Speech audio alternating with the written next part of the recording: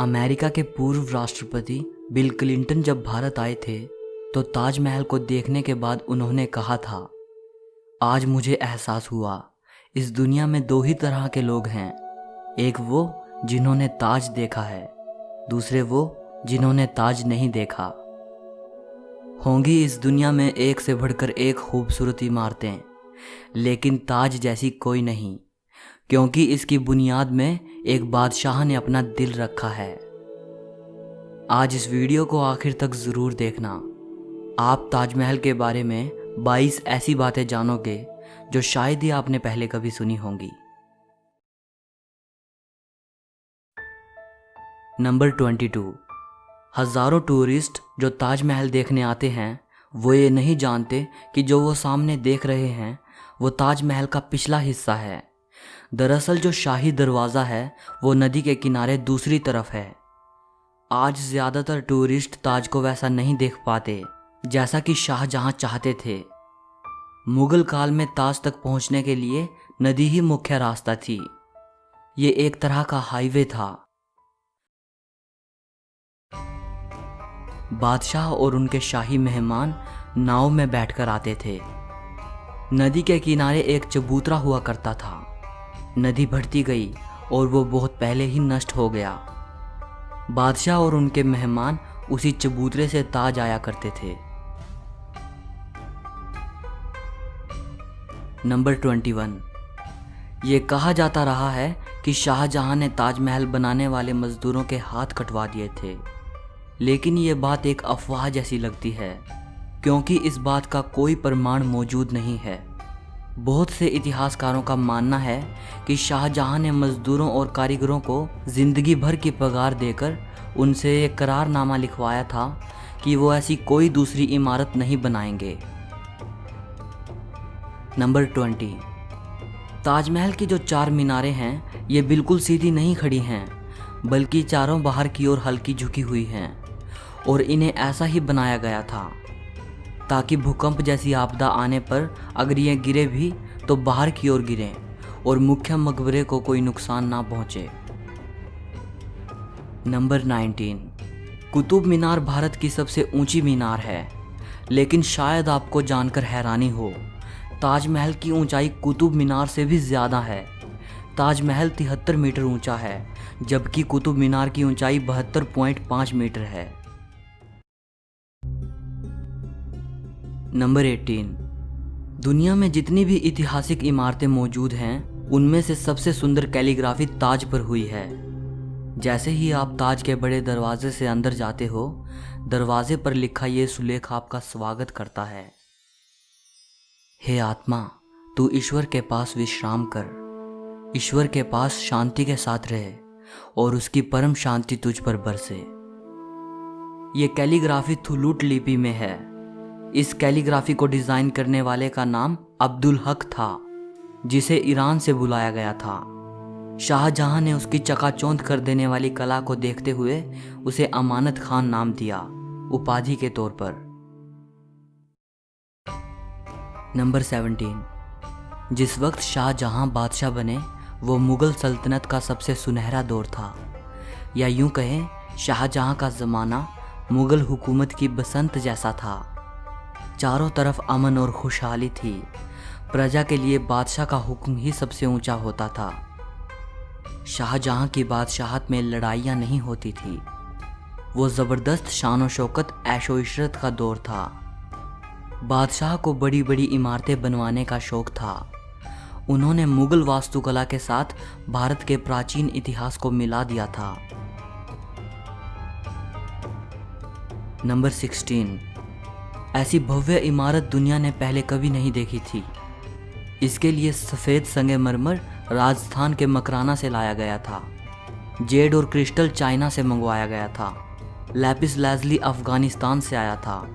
Turquoise Tibet से, jasper Punjab से, सैफ़ायर श्रीलंका से और कार्नेलियन अरब से आया था।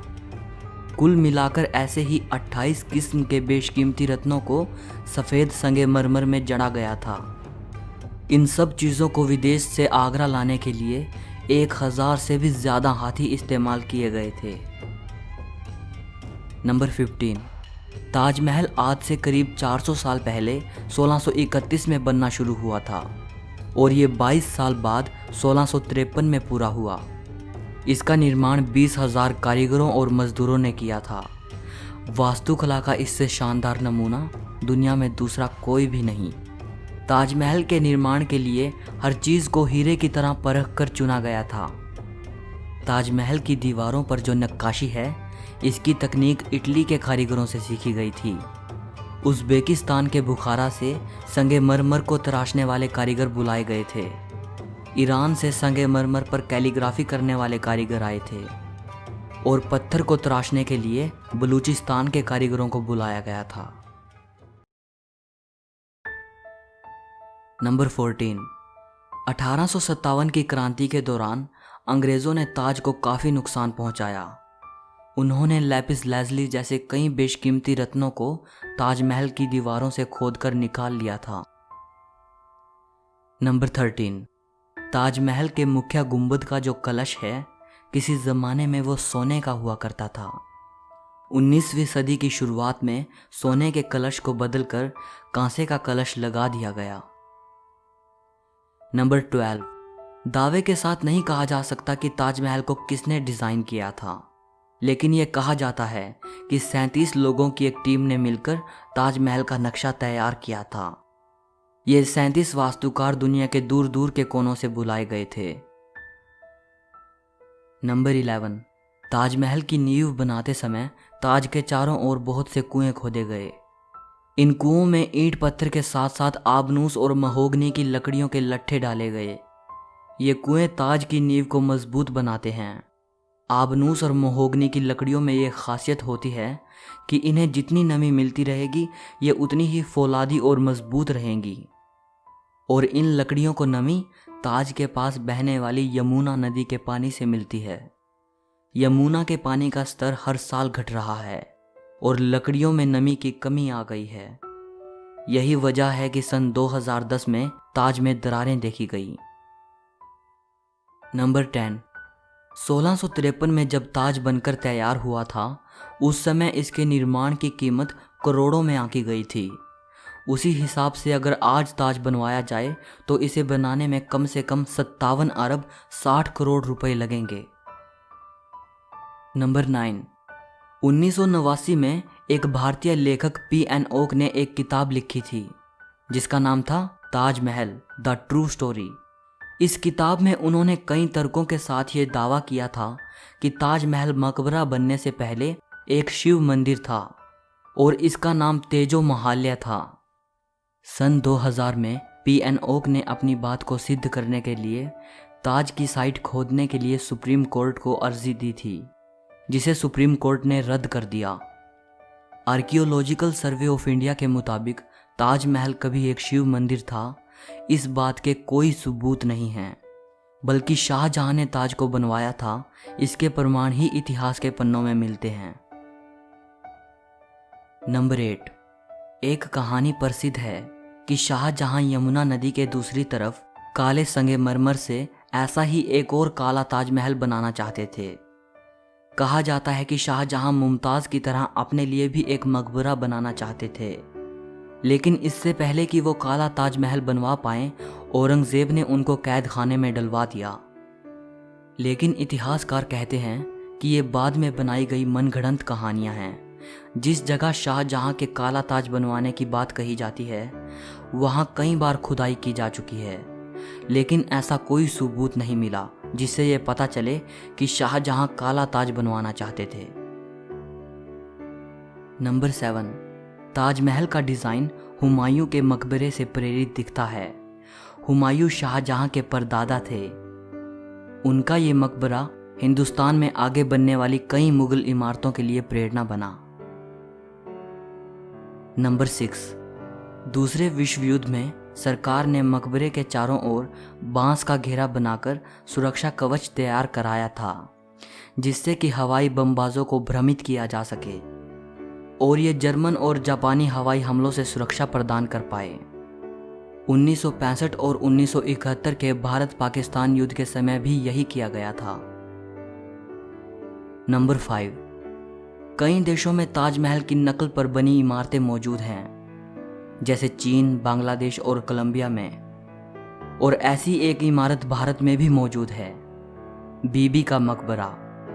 ये इमारत महाराष्ट्र के औरंगाबाद में है। इसे मुगल बादशाह आजम शाह ने अपनी मां दिलरस बानो बेगम की याद में 17वीं सदी के आखिर में बनवाया था। इसे ताजमहल की तर्ज पे बनवाया गया था। इस मकबरे का गुंबद ताजमहल के गुंबद से छोटा है और इसका सिर्फ गुंबद ही संगमरमर का है, बाकी निर्माण प्लास्टर से किया गया है। नंबर 4, ताजमहल की सबसे ज़्यादा लोकप्रियता इसके निर्माण से जुड़ी अद्भुत प्रेम कहानी की वजह से है। बादशाह शाहजहां ने अपनी बेगम मुमताज़ महल की याद में इस इमारत को बनवाया था। मुमताज़ का असली नाम अर्जुमंद बानो बेगम था। शाहजहां ने उन्हें मुमताज़ महल नाम दिया, यानी महल का सबसे अनमोल रत्न।